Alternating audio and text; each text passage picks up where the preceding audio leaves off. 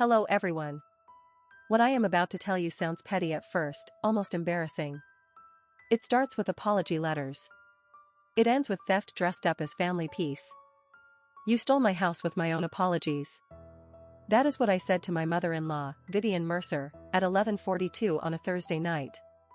With rain still ticking off her kitchen window and my last fake apology letter spread flat between us. She did not flinch. That part still chills me.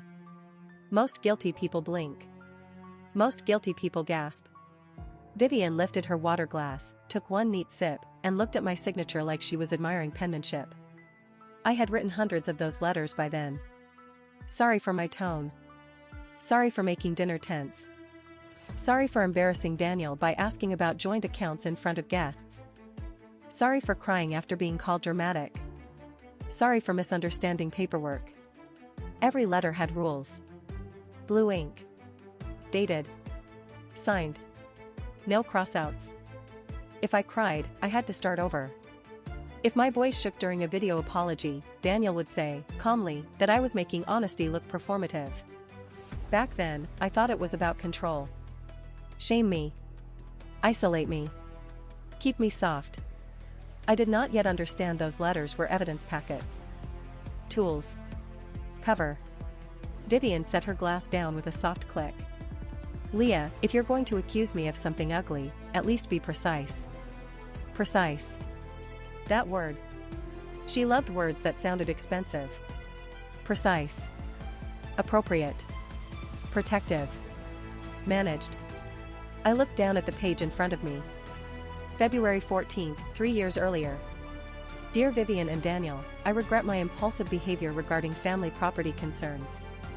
I agree it is best for me to step back until trust is rebuilt. I remembered writing it after being cornered in the hallway outside our bedroom, mascara burning my eyes, Daniel holding up his phone for another apology video because his mother said my energy had upset his aunt. I had thought property concerns meant I asked why my name was missing from a tax envelope. That night in the kitchen, I brought only one thing.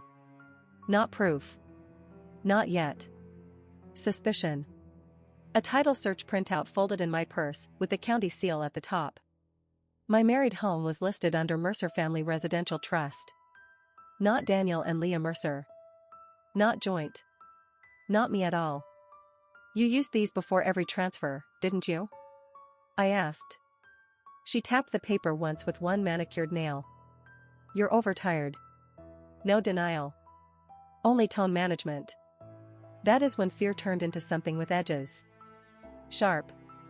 Useful. I had spent 6 years apologizing my way through that house.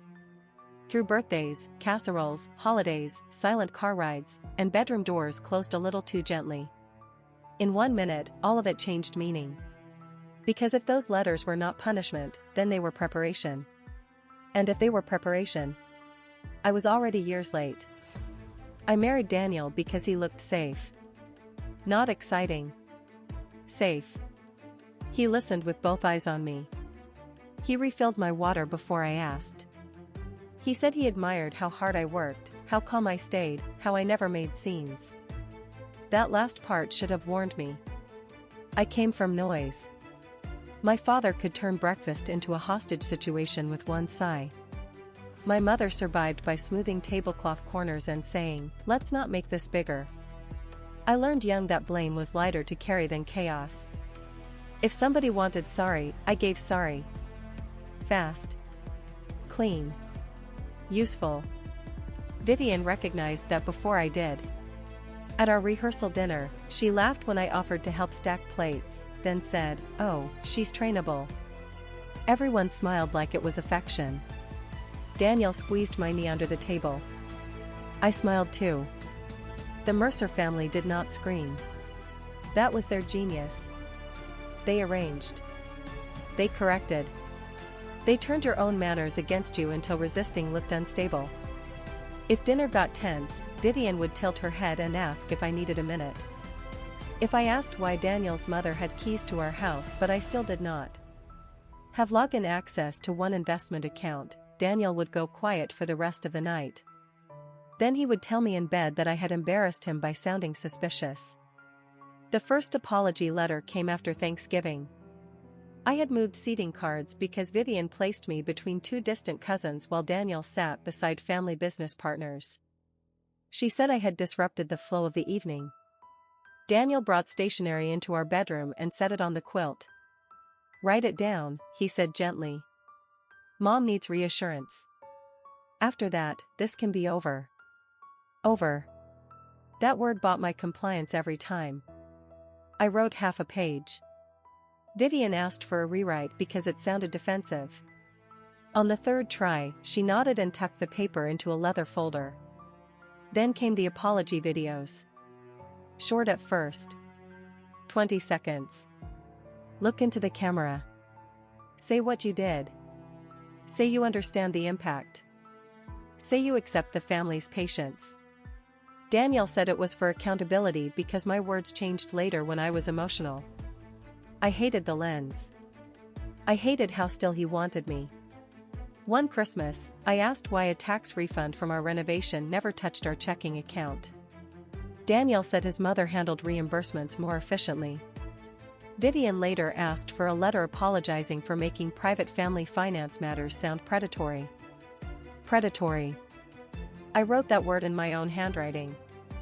I can still feel the nausea of it. To outside people, I probably looked difficult. There were little stories about me. Leah is sensitive. Leah gets overwhelmed. Leah means well, but details upset her. If I left the room to cry, Vivian would stay seated and say, "Sadly, she's had a hard background." Guests would glance at me with the same pity people reserve for rescue dogs that might bite. Still, there were clues. Daniel never let me mail anything tied to property taxes. Vivian insisted all family documents be scanned on the garage office printer because, in her words, it archives beautifully. Anytime I asked to review trust paperwork, somebody suddenly had a headache, a deadline, a funeral, a charity event, or deep concern for my stress level. I told myself none of this was fraud. Fraud had shouting. Broken locks. Hidden cash under floorboards. Fraud did not wear cashmere and ask if you wanted tea. That was my blind spot. I kept measuring danger by volume. The Mercers measured it by signatures. I did not confront Daniel next. I smiled at breakfast. I packed his lunch. I kissed his cheek and said I had errands. Then I drove to county records with my hands so cold I had to sit in the parking lot for 10 full minutes before I could trust them with paper. People imagine discovery as one dramatic file. Mine came in boring layers. Deed history. Trust amendment dates. Refinancing paperwork. Grantor statements. My home moved out of our names in stages, each one neat, each one legal looking, each one landing. Within 48 hours of some apology ritual I remembered in my body before I remembered it on a calendar. March 2nd. A video apology after I questioned contractor overbilling. March 4th. A home equity line adjustment. August 19th. A letter admitting I had become emotionally reactive around inheritance topics. August 20th. A beneficiary change on an investment property in Arizona that Daniel once told me was for both of us someday. It was never for both of us. My name was nowhere. I printed what I could. Paid cash. Sat in the car with papers spread over the steering wheel. My breath fogged the windshield in small white bursts. The dates lined up too neatly to be coincidence. I did not cry. Crying would have felt like the old version of me. What I did instead was go home through the side entrance and stand in the garage office while the house was empty. That printer had always bothered me. Vivian called it command center as a joke. Metal shelves. Label maker. Locked file cabinet. A framed quote about family legacy. I touched the machine like it might bite. Models keep memory longer than people realize. I knew that because I once set up copiers for the law firm where I worked before marriage cut my hours down to something less stressful. The printer screen glowed. Scan history. Recent destinations. Vivian's email. Daniel's email. Family attorney. Property manager. A folder named household piece. My stomach dropped so hard I had to grip the edge of the desk. Inside the scan queue were file names. Leah_apology_March. Leah_video_transcript_August. Leah_acknowledgement_property_concerns. I could not open most of them without a password, but the titles were enough to show me the shape of the scam. They had cataloged my shame. Then my phone buzzed. Daniel's voicemail came through, calm and smooth. "Hey, Mom said you seemed off last night. Let's not spiral. Big weekend coming up. 40 years for them. Can we keep things beautiful till Sunday?" Beautiful till Sunday. The Mercer anniversary party. 70 guests. Catered dinner in a hotel ballroom by the river. A giant LED wall for the tribute slideshow. Family business donors, church board friends, Daniel's cousins, a realtor, a banker, an attorney, all in one room. I sat on the stool in the garage and listened to the voicemail twice. Not spiral. Keep things beautiful. It sounded like a request. It was an instruction. It also gave me a deadline. That afternoon I called the county clerk again. Then the bank fraud line from a grocery store parking lot. Then my old co-worker Nina, who now handled compliance for a title company and still loved me enough to tell me what she could not officially advise. She said one phrase slowly, carefully, like laying glass on a table. "If they used your statements to support capacity concerns or voluntary relinquishment, every word matters. Get original dates. Get source files. Get the chain." Chain. That word steadied me. I went back through my email trash, cloud backups, and phone storage after Daniel fell asleep. Most apology videos were gone from my camera roll. But deletion leaves ghosts. Thumbnails. Auto-sync receipts. Hidden cache clips with no sound. On one file, the audio survived even though the picture froze on my own face. I heard Vivian off camera, coaching me. Again. Less wounded this time. "Say you agree stepping back is safest for everyone." I stood in the dark kitchen at 2:16 in the morning, hearing my own obedient voice repeat language that would later strip me clean. For the first time, I knew this was not family cruelty that wandered into money. Money was the plan. Cruelty was the method. Sunday arrived dressed like celebration. Gold napkins. Hydrangea centerpieces. A photo wall of Vivian and her husband, Richard, smiling through 4 decades of charity luncheons, beach rentals, and family Christmas portraits where everybody looked freshly forgiven. I wore navy. Nothing dramatic. My hair was pinned back. Pearl studs sat in my ears, the ones Vivian gave me on my first anniversary, before I understood that gifts in that family were often collars in prettier boxes. Daniel kept touching my back as if we were united. To the room, we probably looked tender. To me, his hand felt like steering. There are humiliations loud enough for witnesses, and there are humiliations built to look loving. The Mercers preferred the second kind. By dessert, Vivian had already told 3 tables how relieved she was that I seemed settled lately. Daniel laughed with the banker who handled family trusts. Richard made a toast about stability, legacy, and women who keep homes graceful under pressure. Guests looked at Vivian, then at me, with small approving smiles. I heard my own teeth click once when I bit down. Then came the tribute video. The LED wall lit up with childhood photos, anniversary trips, family reunions. There was applause. Soft laughter. Then the screen shifted to a surprise segment titled Gratitude and Growth. My stomach went cold before my mind caught up. Daniel had not told me about any gratitude segment. The first frame was me. 3 years younger. Seated on the edge of a guest room bed. My hands clenched in my lap. Looking straight into a phone camera. The audio played clean through the room. I want to apologize to Vivian and Daniel for creating confusion around property matters. For letting my emotions disrupt trust in this family. Blood left my hands so fast they tingled.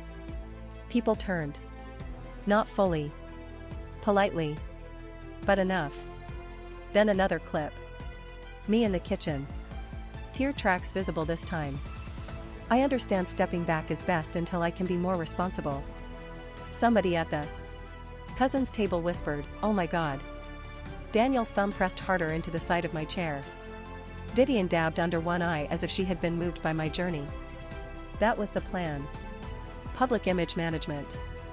Humiliate me gently enough that protest would confirm the clips.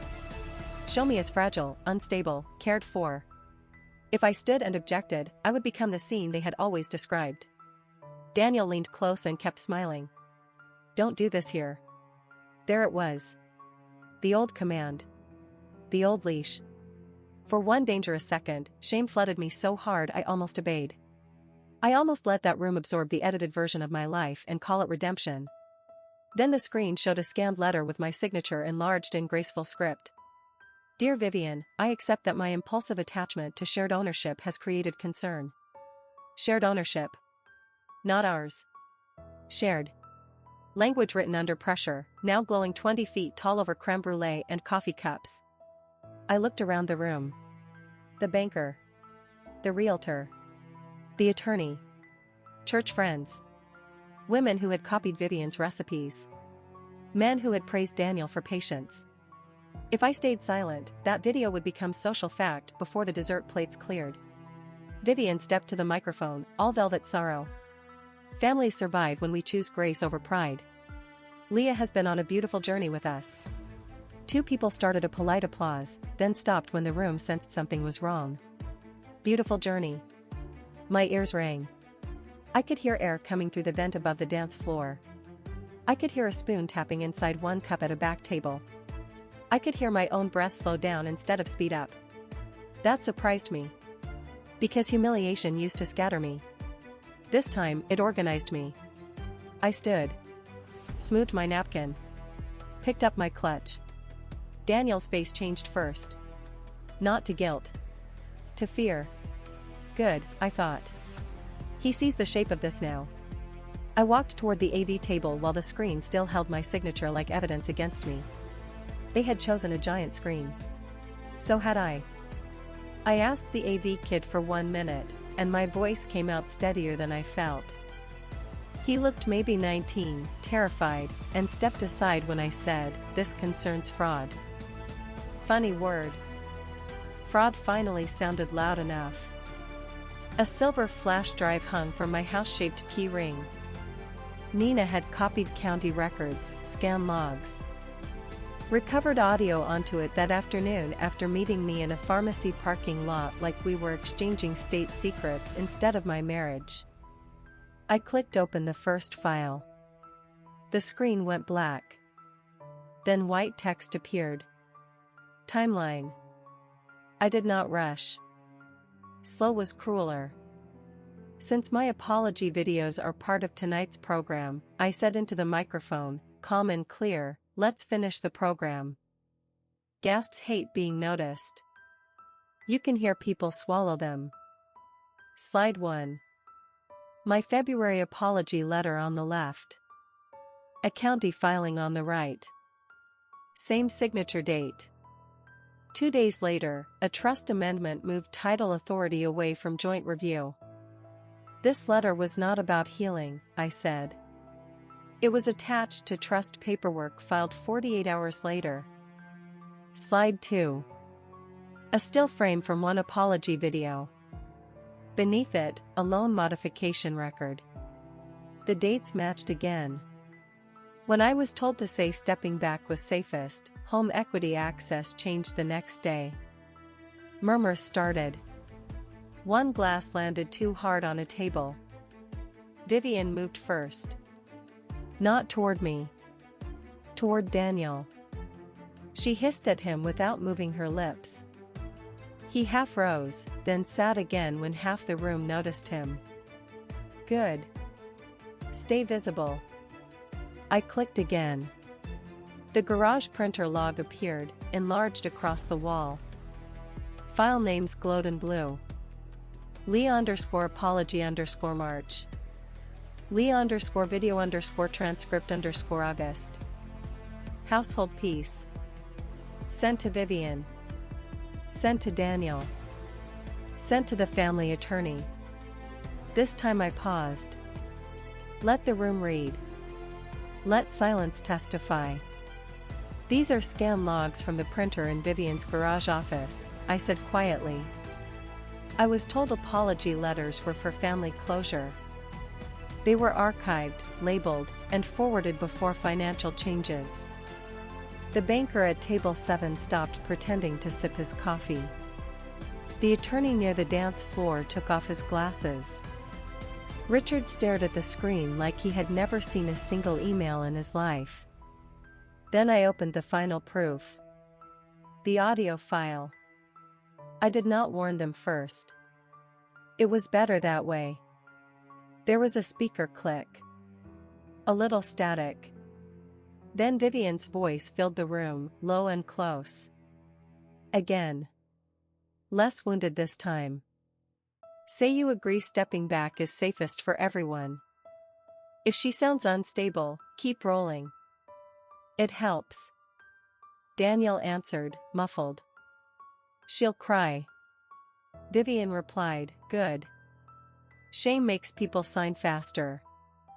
Nobody moved. That mattered more than screams would have. Stillness meant belief entering the room all at once. Daniel stood so abruptly his chair hit the floor. That is out of context, he said. Out of context. An ancient coward sentence. I clicked one last slide. 3 columns. Apology object. Asset action. Public story. Under public story, every entry held the words they had fed the room for years. Leah overwhelmed. Leah unstable. Leah stepping back voluntarily. Leah grateful for support. You didn't need me silent, I said, and my voice thinned for 1 second before hardening again. You needed me documented.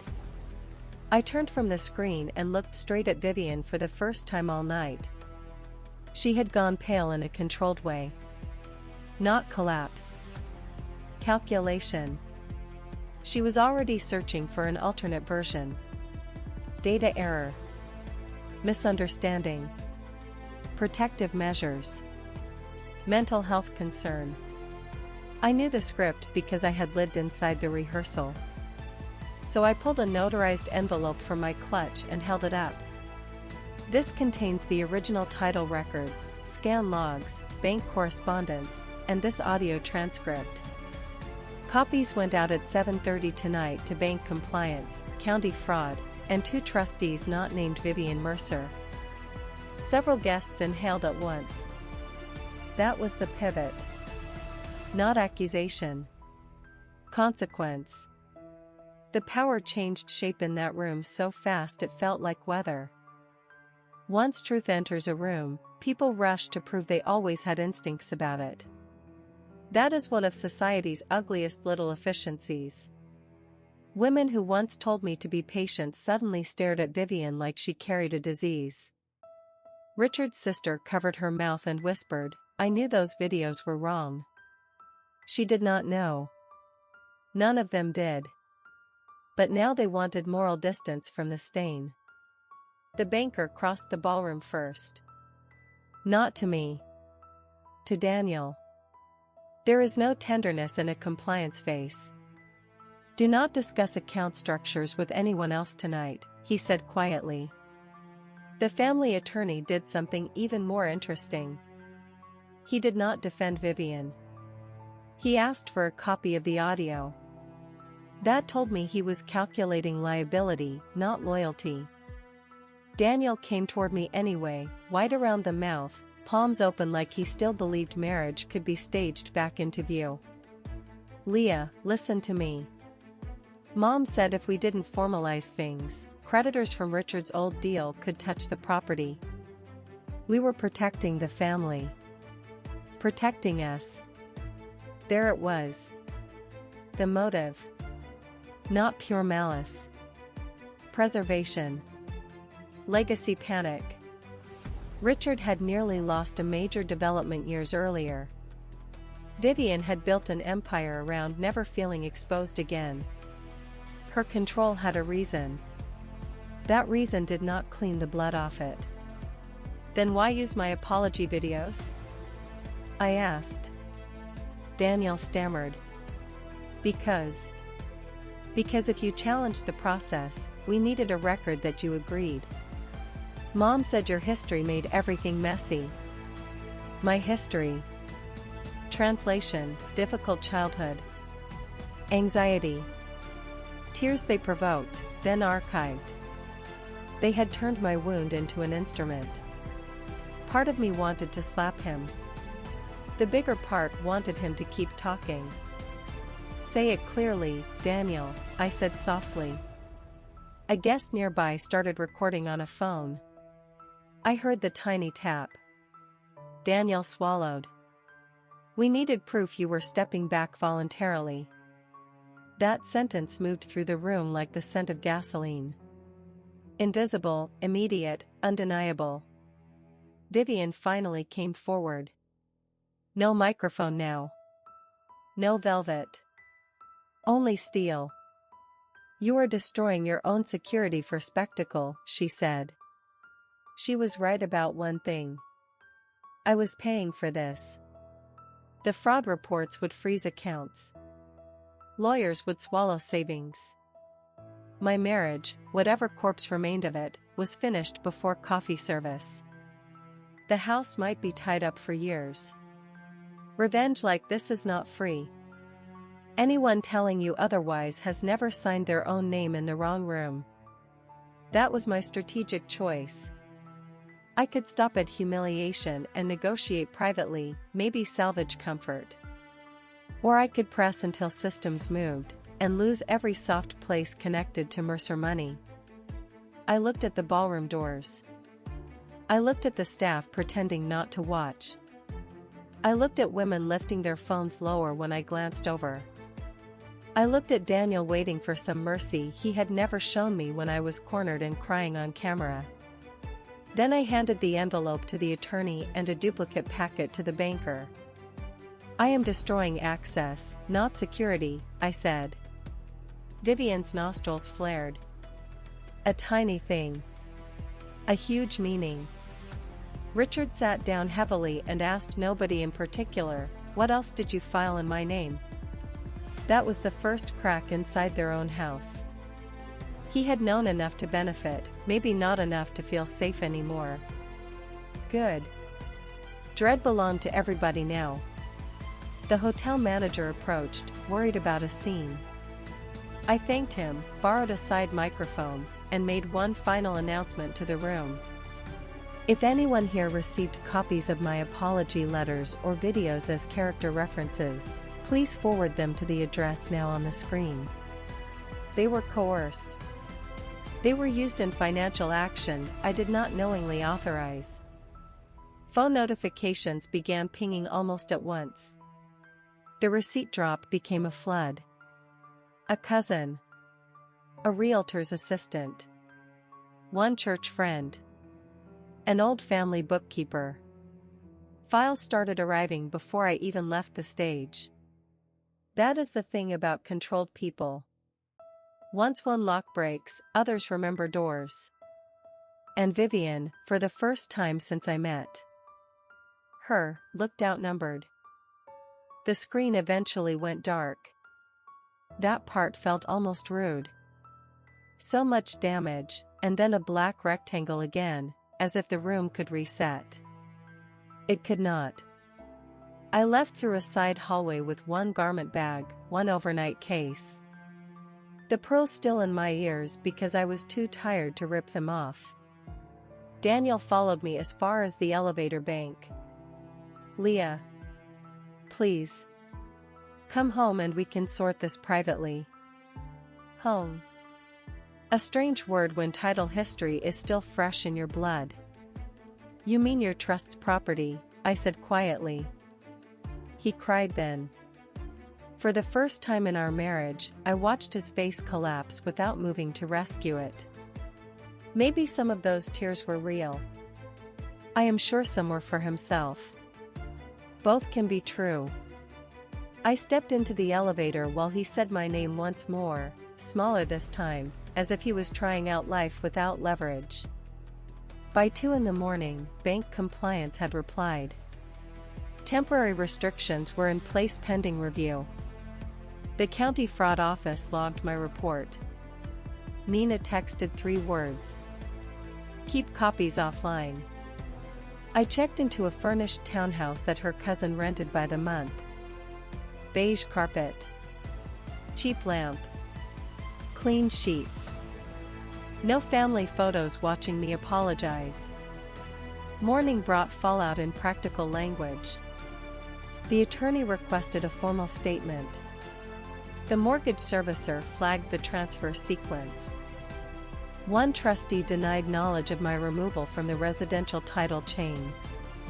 Richard's personal assistant called from an unknown number and asked, very politely, for a list of the documents shown on the screen before Vivian could, in her words, mischaracterize events internally. That one made me laugh for the first time in days. Then came the social change. Quiet, but visible. Women who once excluded me from planning lunches sent careful messages. Not apologies, exactly. More like people backing away from a cliff while pretending they meant to visit a scenic overlook. The church board canceled Vivian's stewardship talk. Daniel's cousin removed the tribute clips from the family cloud folder before sunrise. The realtor who had toasted legacy at dessert posted a vague line about transparency in fiduciary relationships. Cowards molt fast. The biggest shift was inside my body. Silence did not feel like punishment anymore. In the rental kitchen, I made coffee and dropped a spoon by accident. The metal hit the tile, sharp and small. I froze, waiting for the old shame command, waiting for some voice to tell me I had made the atmosphere ugly. Nothing came. Only the hum of a mini fridge and morning traffic 2 streets over. I sat on the floor and laughed until I cried, and those tears were mine. Not useful. Not performative. Not archived. 3 days later, Daniel's lawyer proposed mediation. Vivian wanted a confidential family resolution. Of course she did. Closed doors had always been her favorite habitat. I declined until the forensic review began. The banker, suddenly grave and respectful, addressed me as Mrs. Mercer in one email, then corrected himself when I signed Leah Carter again. My maiden name felt strange and expensive in my hand.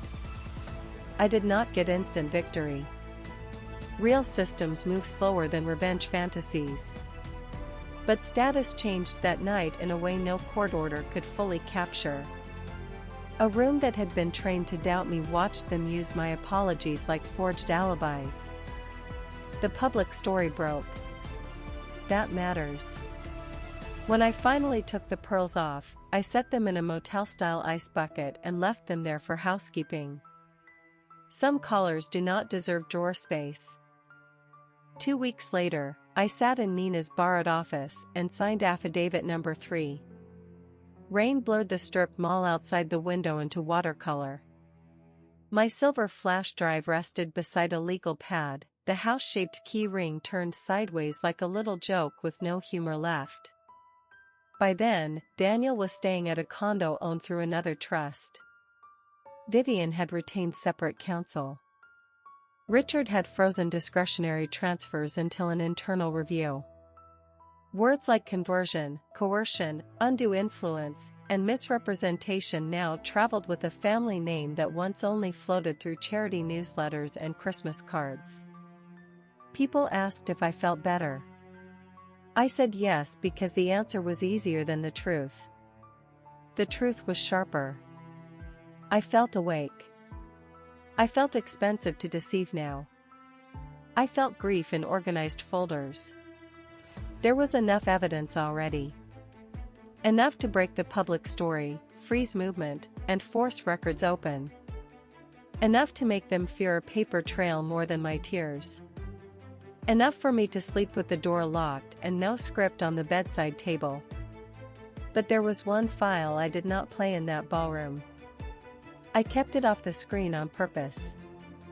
In that recording, made months before the anniversary party, Vivian was not coaching Daniel. She was coaching someone else. Richard. Her husband. Her voice was crisp, impatient, tired of carrying fools. If Leah pushes, we say Daniel signed under household authority. If Daniel cracks, we remind him whose paternity question would ruin this family first. I listened to that line 16 times before I believed the words did not change. Paternity question. Not phrased as a rumor. As leverage. As a known blade kept wrapped in linen. I have not told Daniel yet. I have not told Richard. I have not even told Nina the full thing. Only that I am holding one more file back until timing matters more than catharsis. Maybe it points nowhere. Maybe it blows open another room in that house. I do not know. Not knowing is its own pressure, and for once the pressure is not mine alone. What I know is this. Vivian taught me that apology can be turned into paperwork. Shame can be indexed. Tears can be archived and weaponized. She also taught me something she never intended. If humiliation can be staged, so can truth. When people talk about my story now, they always start with the giant screen. With the videos. With the room turning cold. They call it revenge, and maybe that is fair. But revenge was only the visible part. The real victory was quieter. I stopped volunteering my own erasure. And somewhere in a locked folder, one final recording waits with the Mercer family name attached to it like a spark near curtains. I am not sorry I kept it. Thank you for listening. Some stories end when the room goes silent. Others keep breathing behind closed doors. Join me next time for another tale of secrets, receipts, and truths that refuse to stay buried.